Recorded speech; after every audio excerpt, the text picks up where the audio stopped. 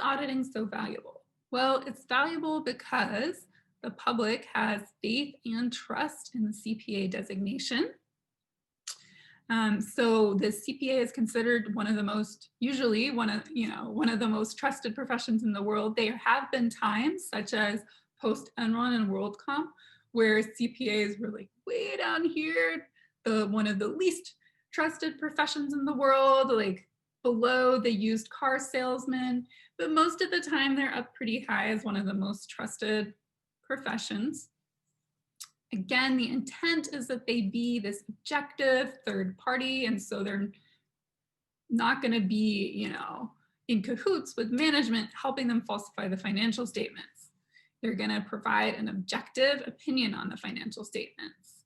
And we have regulations from places like the PCAOB and AICPA, and we know that financial statements have to comply with GAAP, so it's the whole regulated system, which gives people more comfort. They're also experts in their field in theory. And they also serve, this last bullet point on here is known as the deep pockets phenomenon. So basically, if there's an auditor and they tell me the financial statements are okay, and then in reality, the company is going bankrupt and the stock price is going down to zero, I can, in theory, sue the audit firm for damages because they gave me an incorrect opinion, right? They told me the company was doing great, but it was actually doing pretty poorly. And so now I can sue them and they'll be a good source of, restitution for me so I can get my stock price back. So the auditor in this case is the one with the deep pockets, meaning they have plenty of money to be able to pay potential investors that sue them. So do we still have concerns about the auditor? Of course, like nobody is perfect. And the auditors are definitely included in that. And we know auditing is a for-profit business, right? A very profitable for-profit business. So whenever we have money as an incentive, we know the auditor also has their own best interests, right? So typically the client pays the auditor, right? So this kind of means in a way that we have to keep the client happy if we want to keep getting paid, right? And for private companies, management can still be the one to give the auditor their paycheck. For public companies, it's now required to be the audit committee. And we'll talk more about that in chapter 2, the kind of structure of the audit committee and how they're required to be independent and so on. We have regulators coming in to monitor auditors, which again gives more comfort that they're doing a good job. And auditors are also incentivized to maintain their own reputation and brand. So we know when there's a big splashy headline that's saying, hey, EY crapped the bed on this client and, said their financial statements were good when they were in fact bad, that hurts Ernst & Young's reputation.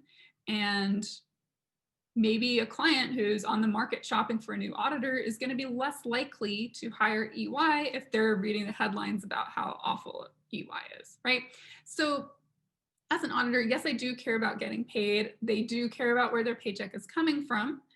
But at the same time, they want to maintain their reputation and brand. And Ernst & Young specifically always used to have a saying that they would tell us, which was, no one client is worth our reputation, right? So this kind of feeds into the idea, like, why would you risk it all for, trying to make one client happy when you have hundreds of other clients who are not going to keep you around if you have a crap reputation.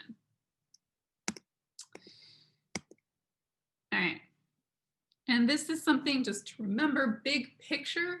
The true clients of the auditor are investors, stakeholders, and society, not management.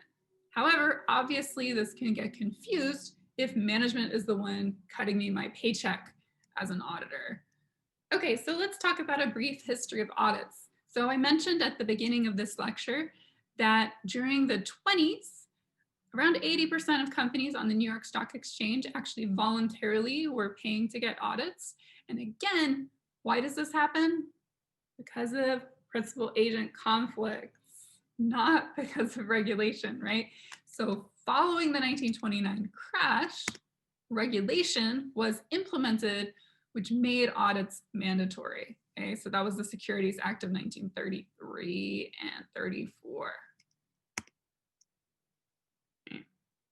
And again, we know, I'm sure you guys have heard it about 1,000 times by now, that the late 90s, early aughts were considered a black eye for the profession with the Enron and WorldCom and failure of Arthur Andersen. So because of that, like I said, auditors went down to be like one of the least trusted professions. And that's part of the motivation behind Sarbanes-Oxley was, hey, we need to restore investor confidence in this profession. Otherwise, nobody is going to pay for an auditor anymore, right? If we can't trust auditors, why pay them millions of dollars to say our financial statements are good?